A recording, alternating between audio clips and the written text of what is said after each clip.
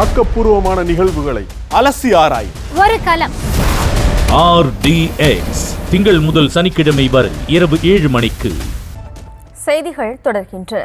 வாட்ஸ்அப்பை ஓரங்கட்டும் அளவிற்கு அரட்டை செயலியை பதிவிறக்கம் செய்வோரின் எண்ணிக்கை 3 நாட்களில் 100 மடங்கு அதிகரித்துள்ளது.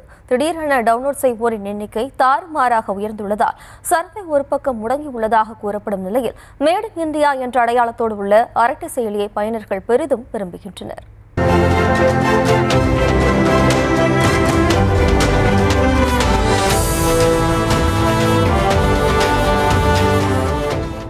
ஆ என்ற எழுத்தை மட்டும் கொண்டுள்ள இந்த அரட்டை ஆப் தான் தற்போது வாட்ஸ்அப்பையே ஓடவிடும் செயலியாக உள்ளது.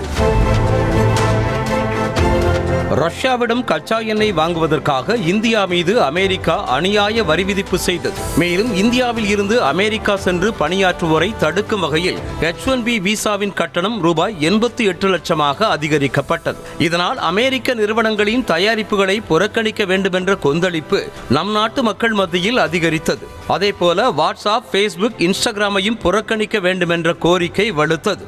அதனால் பலரது கூகுள் பிளே ஸ்டோரிலும் அரட்டை செயலி டவுன்லோட் செய்யப்பட்டது. தினமும் 3000 பேர் வரை டவுன்லோட் செய்யப்பட்ட அரட்டை செயலி தற்போது தினமும் 3.5 லட்சம் பயனர்கள் டவுன்லோட் செய்யும் அளவிற்கு மவுசு அதிகரித்து விட்டது. பதிவிறக்கம் செய்வோரின் எண்ணிக்கை 3 நாட்களில் 100 மடங்கு அதிகரித்திருக்கிறது. இந்த எதிர்பாராத வளர்ச்சியால் iOS மற்றும் ஆண்ட்ராய்டு ஆப் ஸ்டோர்களிலும் இது முதலிடத்தை பிடித்திருக்கிறது. தமிழ்நாட்டைச் சேர்ந்த ஸ்ரீதர் வேம்புவின் ஜோகோ நிறுவனம் சார்பாக உருவாக்கப்பட்டதுதான் இந்த அரட்டை ஆப். வாட்ஸ்அப், ஃபேஸ்புக் உள்ளிட்ட பல்வேறு சமூக வலைதளங்களின் அம்சங்களை கொண்டுள்ள இந்த அரட்டை ஆப் கடந்த 2021ஆம் ஆண்டு அறிமுகம் செய்யப்பட்டது. இந்த அரட்டை ஆப்பில் வாட்ஸ்அப் போன்றே மெசேஜ், வாய்ஸ் மற்றும் video call, story, group, channel வசதி என அத்தனையுமே உள்ளது. அதேபோல டெஸ்க்டாப் மற்றும் ஆண்ட்ராய்டு டிவியிலும் பயன்படுத்தும் வசதியும் இந்த ஆப்பில் உள்ளது.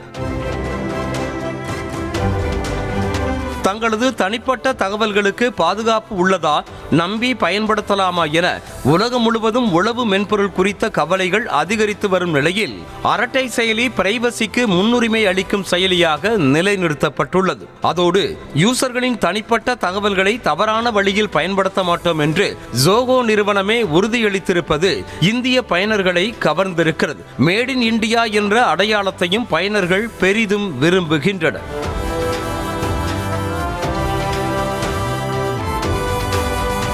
இது ஒருபுறம் இருந்தாலும் வாட்ஸ்அப்பில் நீண்ட காலமாக இருக்கும் end-to-end என்கிரிப்ஷன் வசதி அரட்டை செயலியில் இன்னும் முழுமையாக வழங்கப்படவில்லை. அழைப்புகள் மட்டுமே தற்போது என்கிரிப்ட் செய்யப்பட்டுள்ளன. அரட்டை செயலி வாட்ஸ்அப்பை முழுமையாக ஓடவிட வேண்டும் என்றால் ஜோகோ தனது உள்கட்டமைப்பை விரைவாக சரி செய்ய வேண்டும் என்றும் end-to-end என்கிரிப்ஷனை விரைவில் அறிமுகப்படுத்த வேண்டியது அவசியம் எனவும் தொழில்நுட்பத்துறை வல்லுநர்கள் தரப்பில் கூறப்படுகிறது. அதேபோல மொழிபெயர்ப்பு வசதிகள் மற்றும் வீடியோ அப்லோட் போன்ற சில அம்சங்களிலும் அட்வான்ஸ் டெவலப்மெண்ட் தேவை எனவும் கூறி வருகின்றனர்.